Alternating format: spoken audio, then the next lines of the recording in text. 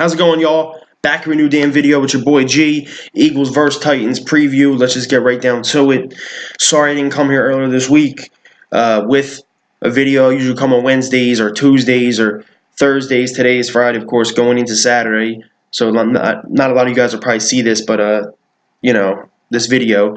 But as some of you guys know, if you follow me on Twitter, if you don't, link it in the description.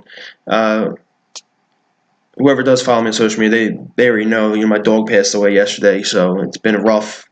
I was gonna make a video yesterday, but I was too emotional. I was emotional today. That's why my voice like this. I'm tired and upset, and I'm sorry about all that. And I don't mean to, bring this on to the video. It has nothing to do with it, but I'm just saying. Sorry I didn't come here sooner. But let's go Birds.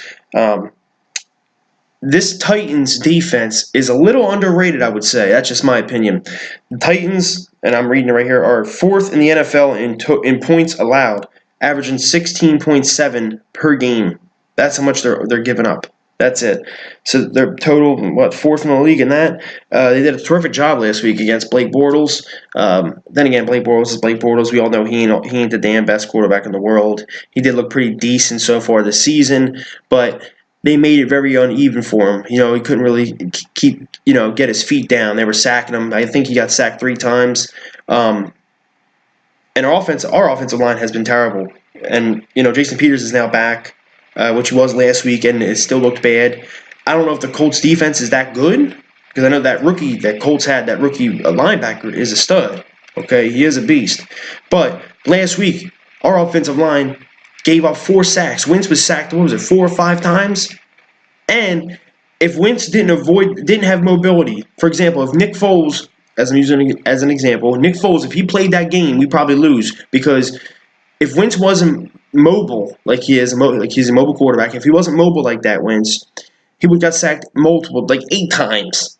And we probably would have lost the game. We would have been backed up. But he was able to avoid pressure, navigate, move around, do his escapability, his mobility that he has. So our offensive line needs to step the hell up, because this defensive line is no joke. Now the secondary for the Titans, I would say they really ain't all that. Okay, you got Malcolm Butler, who they paid all this big money to, used to play for New England. Okay, he's been a corner that has given up, I think, the most yardage to receivers this year. He's given up the most yardage in the whole NFL at corner. So if I'm the Eagles, I'm looking at that as an advantage, going, look, put Aguilar on him real quick. Aguilar's speedster. Put Aguilar on him and get the ball out quickly. Boom, quick slant. Boom, quick slant. Get the ball out fast and hit Malcolm Butler's side. Even if you want, put Zach Ertz out wide. Put him out on him. That's probably the best receiver we got, honestly, or receiving tight end, whatever you want to call it. Alshon Jeffrey, not sure if he's playing. Everyone's saying, oh, he's playing because he got cleared for contact. That doesn't mean he's playing. He can come back this game, and play a limited role maybe, because he's just trying to get back into the scheme of things. He was cleared, okay? He did come to the first day of practice. The next day after being cleared, he wasn't there. Nowhere to be found. Then Doug comes out now and says he had a sickness or something. And I don't know if he practiced today. I told you I've been going through a lot of stuff, so I haven't been focused on any of that. But that's what I heard with those days. So he should play. If anything, throw Alshon on his side, on Malcolm Butler. Let him eat him up, because he's been really getting chewed up from what I've seen and what I've heard. This offense, though, our offense still lacks a speed receiver. We still need that, and Mike Wallace was going to be that. Torrey Smith was that. Even though Torrey Smith wasn't catching everything in sight and he wasn't making big numbers, but when you needed a deep ball, he was there. And we're still missing that. That's why I'm saying go trade for J.J. Nelson off the Cardinals. Do something. Let's give Shelton Gibson a little bit more of a chance. And, we've re-signed Jordan Matthews, as we all know. I still can't wait until Mac Hollins comes back, because this was going to be the year that, he was going to be the one to replace Torrey Smith and this and that, blah, blah, blah. And he showed promise. Then he got hurt. I think he's out, until week 8, I think, or something like that. So he ain't going to be here for a while. And that's the only reason we re-signed Jordan Matthews. If Mike Wallace got hurt and Mac Hollins never got hurt and he was still available, Jordan Matthews wouldn't have been a question. We probably wouldn't even been looking for receivers, honestly. But we do need a speed guy. Mac Hollins isn't as fast like that, but you get what I'm saying. Overall, though, That's what I'm saying for our offense to do. And not just that, run the damn ball. We got to run it. You got Jay Ajayi coming back. Pound that ball down. Pound it, pound it, pound it. You did do well last week pounding the ball. But you did it with 3 different running backs. I thought Smallwood had a solid game, but the one guy I was really interested in watching, and hopefully he gets more touches this week, but you probably won't, which is Josh Adams. Josh Adams, this guy, I just like the way when he touches the ball. I mean, even when he's picking up 3 yards, he just hits it like bang, bang. He hits it. He sees it, and he goes, and he's a bruiser too. He could be the one we were missing, like a LeGarrette Blount type thing.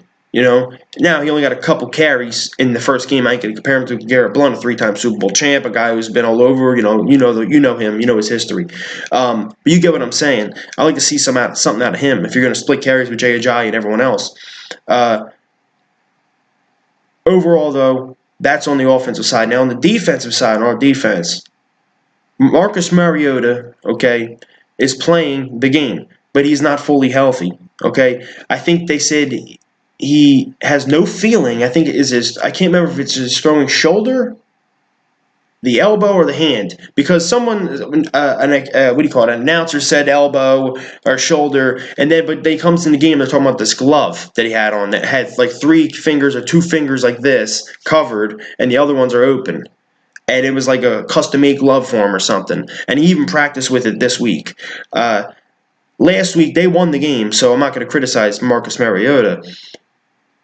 But he could barely throw the ball. There was one point he was like 3 for 10 for like 10 yards, and they were leading going into halftime or whatever the hell, going into the fourth quarter, something like that against the Jaguars. But they did end up winning that game, and that is the Jaguars, probably the best defense in the NFL, so I can't put it past them. I can't give him too much of a whatever. But he is playing like that. He's playing hurt. He's playing with no feeling in his throwing arm or hand, whatever you want to call it. So that's a big advantage. Now, the advantage that they have is Marcus Mariota's mobile. Marcus Mariota is probably one of, if not the fastest starting quarterback in the NFL. Okay? And we have trouble with mobile quarterbacks, and we have for a while. Wilson gives us trouble every time we face him. Even Aaron Rodgers, he's just a tad bit mobile. I thought Luck would have been more mobile last week, but he wasn't. But Cam Newton gives us a little bit of trouble, even though we've been killing him, past couple times we've seen him. But you get what I'm saying. And if he's that fast, we might be in trouble, okay? So we got to try to contain Mariota. He knows he's going to try running a lot because he can't throw the ball that much, okay? And also, watch out for Corey Davis. Corey Davis, now this kid's starting to really come on now. I'm starting to really like what I see from him. He's really been playing really well. If you have him on Jalen Mills, it looks like he's going to get some yardage. Now, it depends on how far Mariota can throw or, what's his distance. Can he only throw the ball 5 yards, 10 yards, that's it? Then all we got to do is contain him and then stop their run game. They still got Deion Lewis, and they still got Derrick Henry. You know the deal. But overall, though, I think we should win this game. Do we win the game? We'll see. You know what I'm saying? I'm not going to give a prediction. I just don't know. You're going down to Tennessee. That is a little tough. You know what I mean? But I will say this. I'm not going to say it's a must-win, but I will say we do need to win this game. Like, kind of must-win. You know why? We'll be 3-1. I do not want to be 2-2 going into go versus Minnesota. Then have to versus the Giants, who is a rival, which is always a tough game. And then what is it, Jacksonville and some other teams. It starts getting tough till the bye. I'd rather get a squeak out a good victory right here. Squeak out a little win against a team that's not even close to the Jags and the freaking Vikings and these other teams. So that's what I'm hoping for. Overall, though, looking back on everything before I get on out of here, I will say this. I remember a couple years ago, we all wanted Marcus Mariota, and I think Marcus Mariota is a good quarterback. Don't get me wrong. I really think he is. He's been hurt a lot throughout his career so far, but I'm not going to knock him for that, okay?